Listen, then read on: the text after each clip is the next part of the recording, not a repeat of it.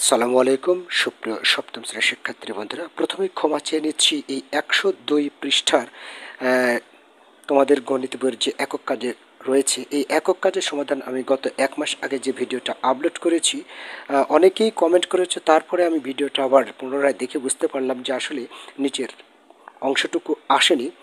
ধন্যবাদ যে আমার ভুল ধরানোর জন্য।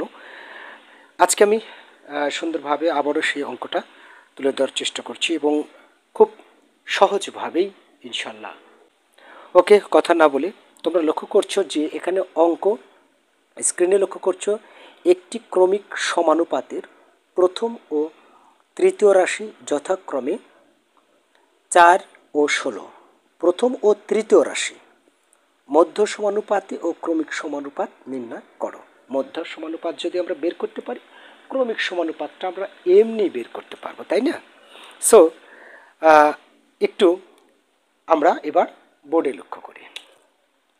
ক্রমিক সমানুপাতের ক্ষেত্রে যখন তোমাকে ক্রমিক সমানুপাতে এই অঙ্ক করতে বলবে, তো ক্রমিক সমানুপাতের ক্ষেত্রে আমরা জানি একটা সূত্র কি, সেটা আমরা জানি বলতে অনেকে প্রশ্ন করতে পারো ফান করে। সো এটা আমাদেরকে লিখতে হবে প্রথম রাশি গুণ তৃতীয় রাশি। এটা সূত্র, প্রথম রাশি গুণ দ্বিতীয় রাশি সমান দ্বিতীয় রাশি স্কয়ার। আর দ্বিতীয় মানেই তো মাঝখানে থাকে, যেমন প্রথম দ্বিতীয় তৃতীয়, তার মানে দ্বিতীয় তো মাঝখানেই থাকে, তাই না? আচ্ছা, সো যে কোনো দুটার দেওয়া থাকলে তো অন্যটা বের করা সম্ভব। তো যাই হোক, আমাদের যেহেতু প্রথম রাশিও দেওয়া আছে 4 এবং তৃতীয় রাশি দেওয়া আছে 16, সো আমরা অঙ্কটাকে আমরা এবার সমাধানে এইভাবে নিয়ে আসতে পারি। প্রথম রাশি কত? 4 গুণ তৃতীয় রাশি কত? 16 সমান দ্বিতীয় রাশি স্কয়ার, তাই না? দ্বিতীয় রাশি যেহেতু দেওয়া নেই, এবারে আমরা একটা কাজ করতে পারি সুবিধার জন্য। দ্বিতীয় রাশি স্কয়ারটা আমরা এদিকে নিয়ে আসতে পারি, যেহেতু এর মানটাকে বের করব। আর দ্বিতীয় রাশি মানে মধ্য রাশি, ঠিক আছে? যেহেতু এখানে বলেছে মধ্য সমানুপাতি আর ক্রমিক সমানুপাত নির্ণয় করো, তাহলে 4 একবারে গুণ করলাম, হ্যাঁ ঠিক আছে। 4 16, 16 দুগুণ 32, 32 দুগুণ 64। বা এবার দ্বিতীয় রাশি এই যে এর বর্গ করা আছে, এর বর্গটাকে যদি ডাবল বর্গ করো অথবা এর বর্গটাকে যদি উঠিয়ে দিতে চাও, তাহলে এখানে এসে √64 হয়ে যাবে, ঠিক আছে? আর এটার যদি বর্গমূল করো, এই 64 যদি বর্গমূল করো, তাহলে হবে 8 8 64। দেখবে ক্যালকুলেটর চেপে 64 লিখে √এ ক্লিক করবে, 8 বের হবে। তার মানে অতএব দ্বিতীয় আমরা লিখতে পারি অতএব দ্বিতীয় রাশি বা একই জিনিস, হ্যাঁ, দ্বিতীয় রাশি বা কি চেয়েছে যেন? মধ্য সমানুপাতে।